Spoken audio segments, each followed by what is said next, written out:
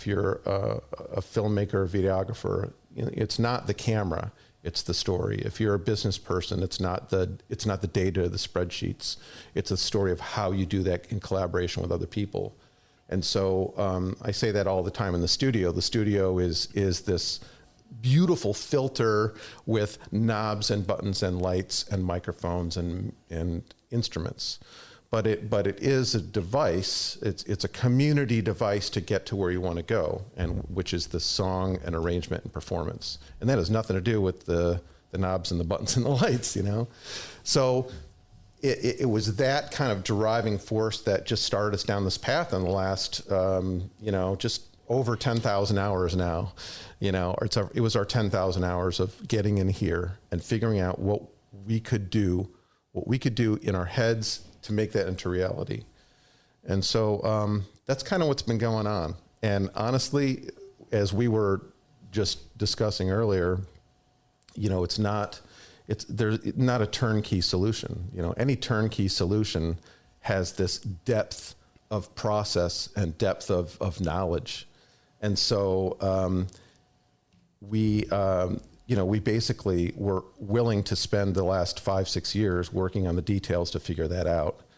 And, you know, it's going well, and it pays dividends because you create a community where your work is at a higher level. It's always at a higher level.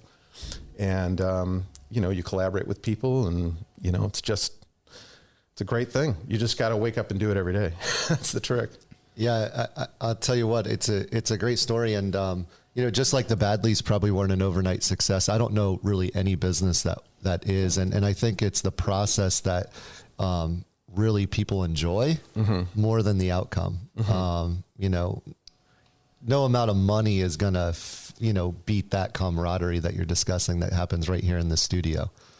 Yeah, because if it's real, then you have something that you can move forward with and you can duplicate with other people. You know, it's like you're scaling your talent or whatever. Yeah. Now, one of the things we talk about on this is sales, right? I always say I'm just a dumb sales guy, but who did you have to sell on this idea? My wife. Can you tell us what that process looked like? It was me thinking in my head that I needed this to happen for a list of reasons. One, I need a place to go to work. I can't be at home. Two, I need to learn more about this and get to the point where I can make stuff sound like my heroes. And then three, like our daughter was, you know, leaving to go to college. And I'm like, I just need to focus my brain on something and not that, you know, she was going away or whatever. So those really were the three things. And, you know, you just kind of show up and do it. And thank God. Thank God. Thank God you have a place to go to show up and do it. Yeah, we wouldn't be doing this today. So I appreciate it. I appreciate that you took the risk. Well, you know, and it's funny too, like the origin story of this exact situation is our buddy Brett. If he had not have come here to say goodbye on his way to Harrisburg after he graduated from Bucknell, none of this would have happened. Like he walked in the door and the owner was like, hey, I just got the job to build Whitney Houston's studio and we need somebody here engineering. Yep. And Brett was like, okay, no place to live, you know, and he literally started that next day. And so the reason, like I met him, I was an intern for him because we're a year apart. I was an intern for him, and that started the whole process. So part of what we touch on is leadership. And Paul, I'll be honest,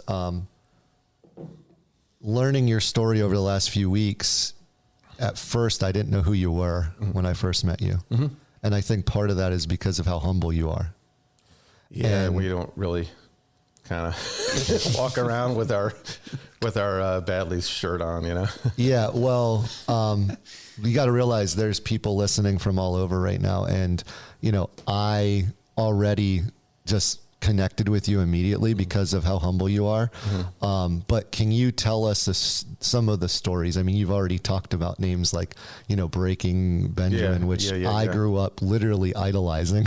I mean, I would go follow them, you know, all over. I remember going to Lehigh Valley, seeing them all over the place. It was just at my age, you know, that was something we were really proud of in this area. Yeah. So Can you tell us a little bit about how your leadership, has grown? And, I think the music industry in general is fascinated by the dynamics and the leaderships of what happens with bands in particular. Yeah. Can you tell us about like what that looked like? Was there a leader in the Badlees? Did you lead together? Like how did that come to fruition? And you guys had so much success. Like take us through that process if you don't mind.